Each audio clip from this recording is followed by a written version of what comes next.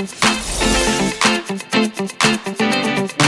when I give a lot of my studio tours, you might notice that this chair has basically been with me the entire time, and that's because I've been sitting in this chair for way too many years. But honestly, I genuinely don't like it. First of all, it is just not my color. It's actually purple, though this light makes it look a tad red, but this is actually a purple chair. And if you just take a look at its condition, it is just so worn out. I mean, if we take a look at the back here, I wouldn't even know how all this would be tearing and such, but look, there's tear marks here. It's just coming apart along here too. The bottom looks absolutely rough, and then look at the bottom of the seat here. Yeah, that ain't getting any better. Did I mention that if you take a look in here, there's actually cutouts in the plastic armrests here, so that and the plastic armrests, they're not that comfortable, and actually it doesn't really fit that well when I slide into the desk here. Like, actually, let me show you. This is my standard sitting height, which is actually at maximum height, but take a look at what happens with the armrest. Oh, actually they slide in. They used to not. Oh, there we go. Raise them up. I guess I've had them on the lowest setting, but for the longest time, they'd actually collide with the desk here, except I guess that might have just been my older desk, to be honest. But the chair works, but let's be real, it's not that great. So over there, I got a new chair to replace this current one that I'm sitting in, because I'm tired of sitting in this old chair, and it's kind of falling apart. And actually, I know a different place in the house where this chair could be used much more compared to me sitting in this old rickety thing. So let's build a chair.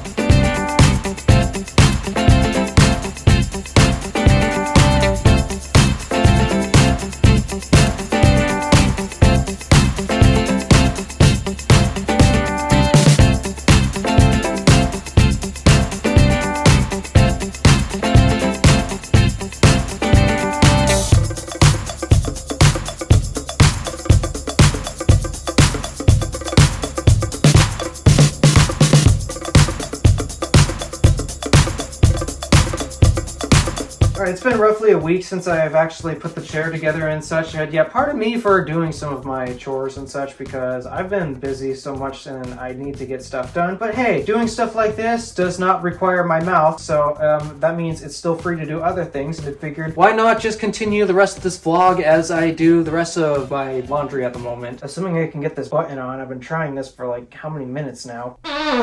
So after buying the chair, because I've started buying things again after a little financial crisis had happened in January, and my bank account's finally gotten to somewhere, well, somewhat healthy again, though unfortunately something tells me I'm gonna get close down to the red again, because my car just loves to steal my wallet and such, because it just falls apart all the time, and I hate gas cars. Electric really is the way to go when it comes to reliability. So the reason why I'm adding this little section into the building the chair video is because, well, it's just got me thinking about how I manage my finances again, and this is a little bit for me to document my life as well. Not necessarily financial advice towards everyone else, especially because the way I'm actually managing my finances is a little extreme to some. For example, at the moment, every single penny I earn, 50% of it actually goes directly into a savings account at the moment, currently for the car, because Red Fox is not leaving Michigan due to, well, let's just say she's in terrible condition, and I highly doubt Red Fox will be capable of dealing with higher speed traffic than what's already here in the UP. So because of that, yeah, I gotta get the car replaced first, because if I move first, then I have no transportation, unless I take public transportation, which is not exactly that convenient here in America. I know it works well in Europe, but this is not Europe, this is America, and public transportation is just not that great here, so I need a car. So at the moment, that 50% of income that I put directly into savings, yeah, that is going directly towards a new car, which is, you guys probably already know what it is. It's a Tesla Model 3. I've stopped looking for new options at this point because, well, I would really like to get a Tesla sooner, and Tesla does not seem to have any interest in bringing back the long-range Model 3 anytime soon. I mean, it's funny, they brought it back to the UK in a rear-wheel drive form, and yeah, it's nice there, but it would also be really nice here. Oh, and also Teslas have lost their ultrasonic parking sensors, so because of that, I decided I'm not going to buy new anymore unless, well, somehow they manage to really come out with a compelling deal. So because of that, I am definitely looking towards the used market for a Tesla at this point, which only can be a win for me because, I mean, as I discovered, the reason why I want to buy an electric car in the first place, I've taken a look at the used market and also even a look at like older early Model S's and such. The batteries may have some degradation, but the range is totally usable, even on road trips. Yeah, it's shorter than before, but it's still usable. And the way that these things age, despite that everyone complains about Tesla's quality control issues, you won't believe how rock solid those things remain, especially when it comes to a powertrain standpoint. Now, I'm not going to consider something as early as the original Model S and such. That's a little too extreme for me. So I've decided that I'm going to look for at least bare minimum 2022 Model 3 long range. Why that late, even though there's a whole bunch of other Model 3 long ranges out there to choose from in the used market? Well, it's because it happens to be the newest one out there, and evidently that one also has a heated steering wheel, which is something that I care about a lot, especially since, oh my gosh, it's snowing again. Yeah, due to the fact that it gets cold up here, having a heated steering wheel would be really nice. And I've gotten used to it in Red Fox because Red Fox has a heated steering wheel, and that's something I don't really want to give up. But other reasons include like the power trunk, the fact that actually at this point, at least here in the US, all Model 3 long ranges should actually still have ultrasonic sensors, as Tesla got rid of that as of October. That, and I also like the center console. So yeah, that's why I'm looking in that area. And one more reason for the really new one, like 2021, 2022, why that spec, even though it does not have the chrome trim, which I like, it's because I'm actually looking for CCS support, because at the moment I can't actually charge from home because I do not have dibs on the garage, and where I am allowed to park my car is not accessible with an outlet. So because of that, for the time being, I have to rely on the DC infrastructure that's here in town, and it's not that great. All we have is a ChargePoint CPE 250 station that could deliver maybe up to 80 kilowatts max. There's no Tesla supercharger here, so because of that, I need the CCS adapter to work on the car. And I hear that you can retrofit older Model 3s to support it as well, but I don't want to go through that process, especially because I'm about to pay a large sum of money for a new car, well, a new-ish car. So because of that, yeah, I am definitely going to want a car that already has CCS adapter support, because at least for the first few years of which I own that thing, if I don't move out yet, at least for the rest of the time that I'm still here in Michigan, yeah, I'm going to need to rely on the DC infrastructure, and there are no DC chargers that actually have the NACS connector supported on it, so I need the CCS adapter. Alright, but enough of Tesla talk, because yeah, I mentioned that I'm not looking for a used Tesla at this point just to get it sooner. I'm trying to talk about finances, and how is it that I'm managing them? I mean, yeah, 50% of everything I earn is going towards savings,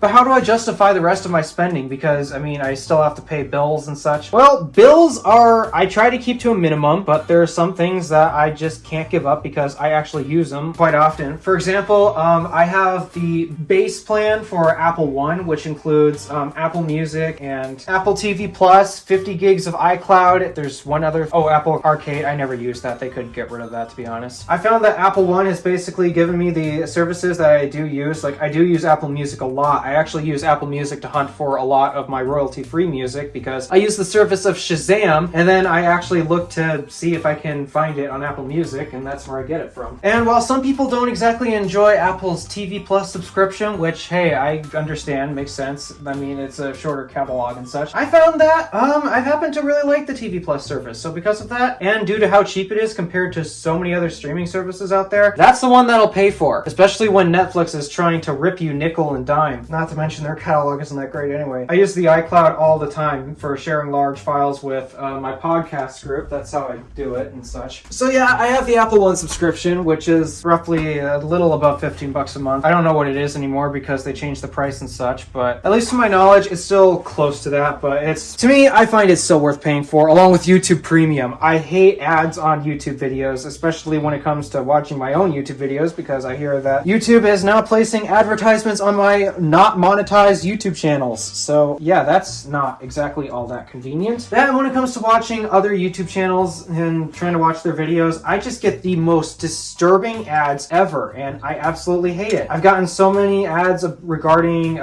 dip and such, which is chewing tobacco, telling me not to do all that stuff, and they show me the most disgusting things. And guys, I have a brain. I know not to do that stuff. In fact, actually, I get very uneasy around the presence of tobacco anyway, so you don't need to make me any more uncomfortable just by watching ads of something that, yeah, I know, don't do it. It's stupid. That's why I primarily pay for YouTube Premium. That and it supports the creators that I watch a lot more. Yes, if you want to support your fellow creator friends even more, use YouTube Premium. It actually delivers more money to them compared to just AdSense revenue. I know people are going to suggest use an ad blocker and such, but then it doesn't give creators the ability to, well, get their work monetized. And as a creator myself trying to get my channel monetized in the first place, yeah, I would not appreciate it if people use ad blockers to get around the ads. I would prefer that they subscribe to Premium just to, well, remove the ads and such. So that is why I keep my Premium subscription, even though it's gone up again. But I use YouTube way more than TV Plus. I find it completely justified just spending more money on that subscription. So that brings me down to my last few subscriptions. I don't have to worry about rent here because my parents are nice, but I do have to worry about other things like my phone bill, car insurance, registration. Red Fox just loves handing bills. It's like if you go out on a date with someone and they're as rude and because they're messy or just impolite in general, and then they just leave you a giant bill of like $200 at the restaurant. That's exactly how Red Fox treats me, which explains why I want to get out of that car so fast. So yeah, for the most part, the rest of the regularly occurring bills like insurance, registration, phone bills and such, that's for the most part my typical bills that I need to pay. Other than that, everything else is pretty much just splurge and save for the most part. So at this point, I've diverted half of my income towards just splurge as well as also for the bills. That's basically the same account. Everything going in the savings account so far is at the moment just going directly towards the car because, yeah, I gotta get out of mine. It's absolutely a money pit at the moment. So everything in that savings account is dedicated to the car. I've only pulled from it once due to that one emergency situation in January because Red Fox just loves pulling my wallet. Other than that, for the most part,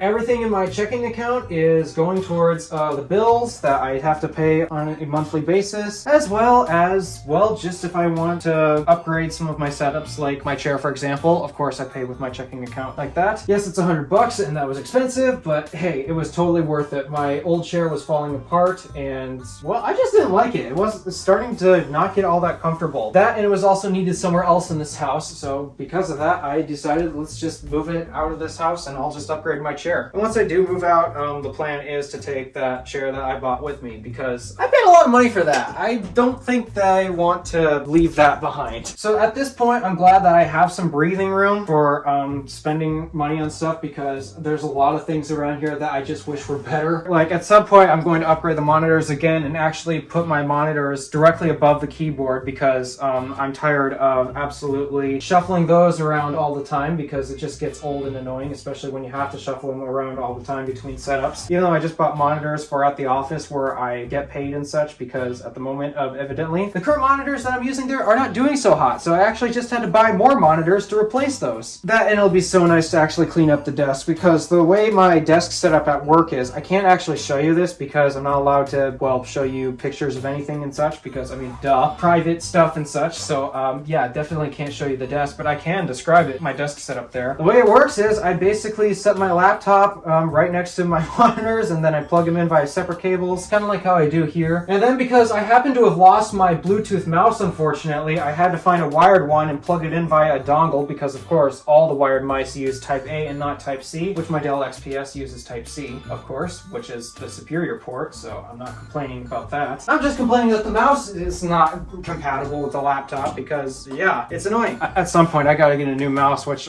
even the current mouse that I'm using to substitute my Bluetooth one, it is very twitchy. Like, I can't navigate through CAD with that thing. It is so twitchy. But hey, new monitors will be nice. I also bought a Thunderbolt dock for the office setup, which will be so nice, so that way I can get rid of all the gazillions of cables I have to connect to everything. Maybe I can even get a hardwire Ethernet connection. That would be so nice. So yeah, it'll be nice to just show up and plug the laptop in instead of having to show up, pull out my power cable, plug that into the wall, then plug in my displays and plug in the mouse that's there. That and the monitors that I use there anyways, they were kind of small. I care about my screen real estate. That's something that everyone in the tech channel knows. I value my screen real estate so much. And so I basically bought the exact same monitors that I use here, except evidently Walmart is now selling them for an extra $10 cheaper, which is great. So that means I saved 20 bucks on those monitors. Nice. So at some point, I just filmed a vlog today of going to pick up those monitors using Walmart's curbside pickup. I've always wanted to experience it, and so I decided, all right, let's get give Walmart's curbside pickup a try. And that actually was a relatively smooth experience. I just basically ordered the monitors on Walmart.com, selected curbside pickup, and then they said, hey, come here the next day, we'll get them ready, because evidently they had them directly in stock, which was great. And so I basically just showed up, told them which parking spot in the curbside pickup aisle I was waiting in, gave them the color of my car, because evidently they need that for some odd reason, even though they have the spots labeled. And then like literally 60 seconds after I had pushed, all right, I'm here, 60 seconds later, they just showed up and delivered me my monitors, which was absolutely great. It was seamless, it was smooth, and actually I think I might use Walmart's curbside pickup even more now, unless I just really want to go in and play with the iPhones they have on display. It was actually so nice that they had open parking spots at the curbside pickup for once, because basically if you're not doing curbside pickup, you're basically hunting for a parking spot, which there usually are not that many at the Walmart. So yeah, that was a nice experience. I might use that more often. So for the most part, I think I did a fairly decent job explaining how I've managed my finances and such. And yeah, I'm definitely been taking it to an extreme where literally 50%, most people will do like 10% or 20% maybe. Meanwhile, I'm at a strong 50. I was considering even higher, like 60%, because I badly need that car. But I unfortunately still have other things that I need to pay, and I can't help but also want to spend and upgrade some other things, especially when I see some absolutely great deals going on. Like those monitors,